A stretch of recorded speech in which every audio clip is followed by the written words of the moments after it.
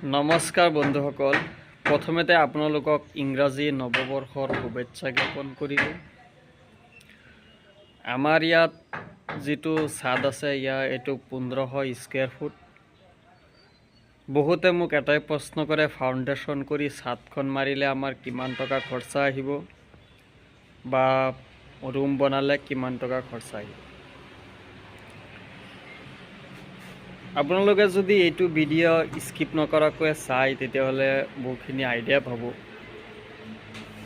ধৰি লওক আপোনালোকে যদি 1500-1600 স্কুৱেৰ ফুটৰ ছাদ মাৰিবলৈ যায়, 1500-1600 স্কুৱেৰ ফুটৰ ছাদ মাৰিলে আপোনাৰ কলম 12টামান হয়। ধৰি লওক 12ৰ পৰা 14টা, ইয়াৰ বেছি নহ'ব। তেতিয়াহ'লে আপোনালোকৰ ফাউণ্ডেশ্যনটো কৰোঁতে আপোনালোকৰ ধৰি লওক 7 লাখমান টকা বাজেটত হৈ যাব।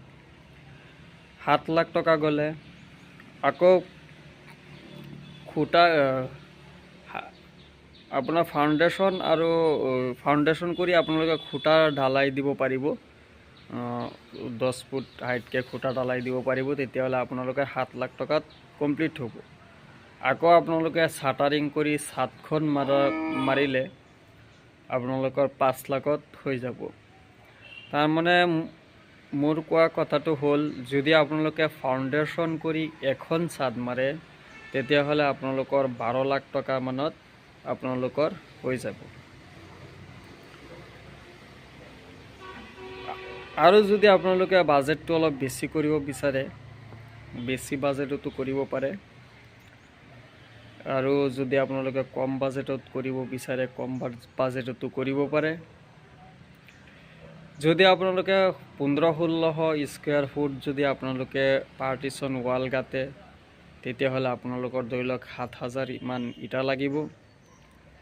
7000 মান ইটাত আপোনালোকৰ অলপ চলপ কম বেছি হ'ব। ধৰি লওক বহুত আপোনালোকৰ কিছুমানে আছে ৰুম ডাঙৰ ডাঙৰ থাকিব, কিছুমানে সৰু বনাব বা ৰুম বেছি বনাব বা কম বনাব, হল ৰুম ডাঙৰ ৰাখিব, সেইটো হ'ল নিজৰ কথা।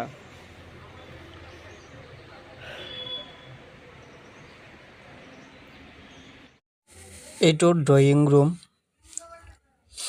প্ৰথমে ড্ৰয়িং ৰুমৰ পৰা ড্ৰয়িং ৰুমৰ এইটো লেফ্ট ছাইডত আপোনাৰ এটা বেডৰুম। এই বেডৰুমটো আছে আপোনাৰ 14-16।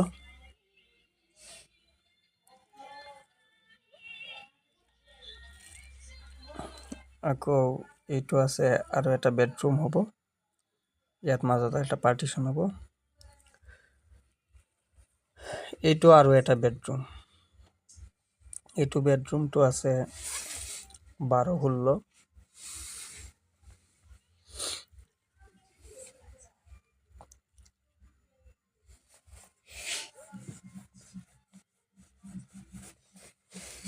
এইটো টয়লেট হ'ব ইয়াত, এইটো কৰিডৰ থাকিব আৰু এইটো কিচেন।